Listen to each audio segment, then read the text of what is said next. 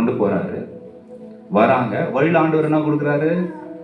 ஆசீர்வாதமான உணவு மன்னா கொடுக்குறாரு, பரலோக உணவை கொடுக்குறாரு. தண்ணீர் எங்கே? அதுவும் பரலோக தண்ணி, சும்மாலாம் இல்லை, அப்படியே தட்டினா தண்ணி வரும். ஸ்பெஷலாக miraculous water they were drinking. தண்ணீர், உணவு எல்லாமே செழிப்பு, பாதுகாப்பு. பகல்ல குளிர் இருந்தாலும் அங்கே வந்து அப்படியே அக்னி ஸ்தம்பம், அப்படியே குளிர் போயிடும். இரவில் குளிர் இருந்தாலும் என்ன ஆகுது? குளிர் போயிடும். பகல்ல நிழல், மேகஸ்தம்பம். ஸோ எல்லாமே இருக்கு. ஆசீர்வாதமான வாழ்க்கையை நோக்கி போறாங்க. ஆனா ஒருத்தர் கூட பட்டணத்தை போய் சேர, யோசேப்பு காலேபை தவிர, காலேபன் ஜோஷுவாவை தவிர 2 பேர் தான். மோசே கூட போல. அந்த 40 லட்சம் மக்கள்ல வெறும் இல்லை, பைபிள் என்ன போட்டிருக்கு, ஆண்கள் மட்டும்தான் இத்தனை லட்சம், குழந்தைகள் பெண்கள்லாம் கணக்குலேயே வரல. கணக்கு சேர்த்தா ஏதோ 12 லட்சம் ஏதோ வரும். கரெக்டானு தெரியல, எழுதி வச்சிருக்கேன். சரியா பாருங்க, யாருமே போடல. ஏன்?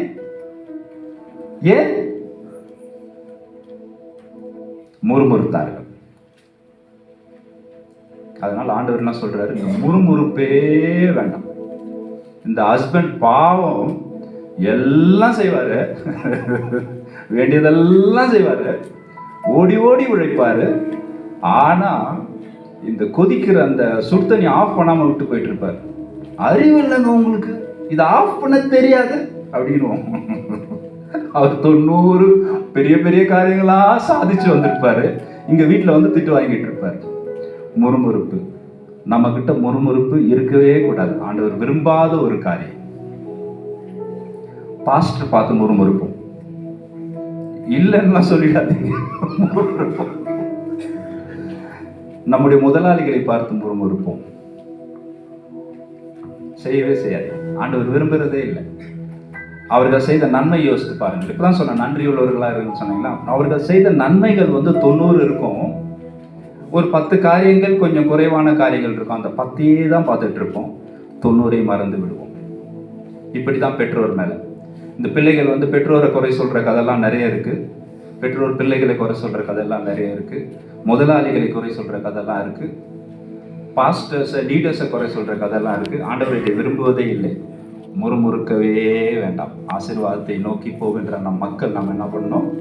நன்றி உள்ளவர்களா இருக்கணும். இந்த பாயிண்ட் இதை வந்து மறந்துடாதீங்க, ரொம்ப இம்பார்ட்டன்ட் பாயிண்ட்.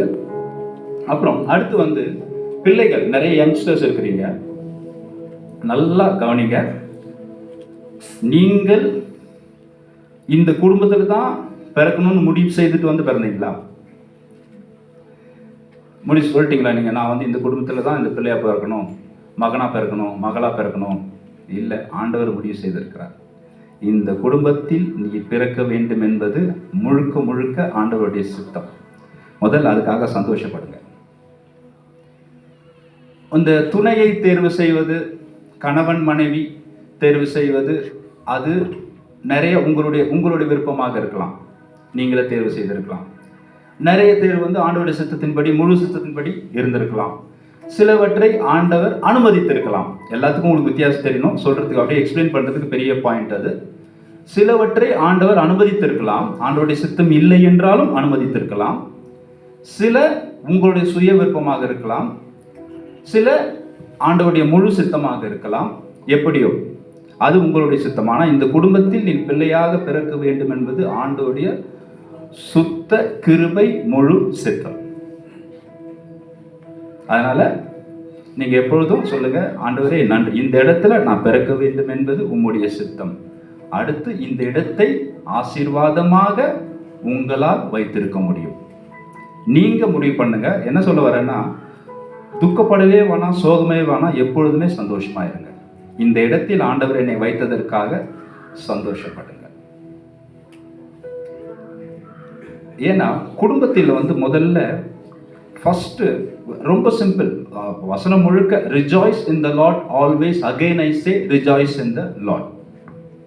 சந்தோஷமா இருங்கள், சந்தோஷமா இருங்கள், எப்பொழுதும் கிறிஸ்துவுக்குள் சந்தோஷமாகவே இருங்கள். என்னுடைய குடும்பம் சந்தோஷமாக இருக்கணும், நான் இருக்கின்ற இடம் சந்தோஷமாக இருக்கணும், மனமகிழ்ச்சியா இருக்கணும். வசனம் முழுக்க அதான் சொல்லுது. எங்கேயாவது சொல்லுதா நீ துக்கமாகவே இரு, நீ அழுதுட்டே இரு, நீ பாவியாவே இரு, நீ மனம் திரும்பிக் கொண்டே இரு அப்படின்னு பைபிள்லாம் சொல்லவே இல்லை. மனம் திரும்பு, ஆனா திரும்ப ஆண்டவருக்குள்ள வந்து சந்தோஷமாயிரு. இதுதான் வசனம். ஸோ உங்களுடைய சந்தோஷத்தை முதல்ல நீங்க வந்து இழக்கவே வேண்டாம். உன் குடும்பத்தில் உள்ள சந்தோஷத்தை நீ வந்து இழக்கவே வேண்டாம். எல்லாமே ஆரம்பிக்கின்ற இடம் வந்து அதுதான். அதை அறிக்கையிட்டு சொல்லலாமா? கொஞ்சம் எழுந்திருங்க.